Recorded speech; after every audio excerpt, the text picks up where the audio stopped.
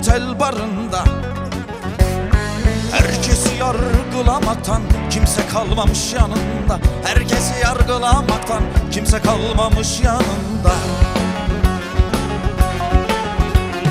Sakalları şaraptasında, dikilmiş barın ortasında. Tanınsın diye bekliyor, sanırsın dev aynasında. Tanınsın diye bekliyor, sanırsın dev aynasında. Be hey sanat hırsızı, be hey üretme kabızı, birazcık efendi ol, bırak elinden sazı. Be hey sanat hırsızı, be hey üretme kabızı, birazcık efendi ol, bırak elinden sazı.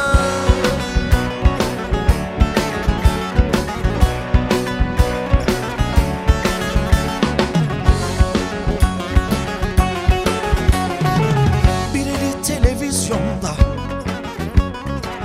öteki eli basında. Bir şeylerin tadı kalmış dişlerinin arasında. Bir şeylerin tadı kalmış dişlerinin arasında. Başkalarına hümanist, karısına karşı dayı. Nasıl beceriyor bilmem ikisi birden olmayı. Nasıl beceriyor bilmem ikisi birden olmayı. Be hey sanat hırsızı, be hey üretme kabızı, birazcık efendi ol, bırak elinden sazı. Be hey sanat hırsızı, be hey üretme kabızı, birazcık efendi ol, bırak elinden sazı.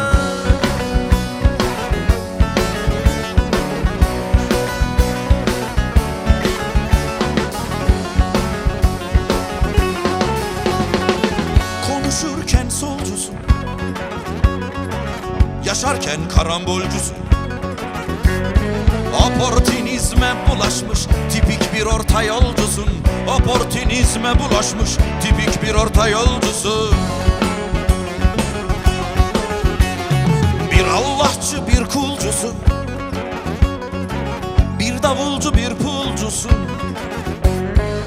Ne kadar inkar etsen de hem jigolo hem dulcusun. Ne kadar inkar etsen de hem jigolo hem dulcusun. O yandasın bu yandasın, hovardasın hep bardasın. Artık rol yapmayı bırak, sen bir entel magandasın.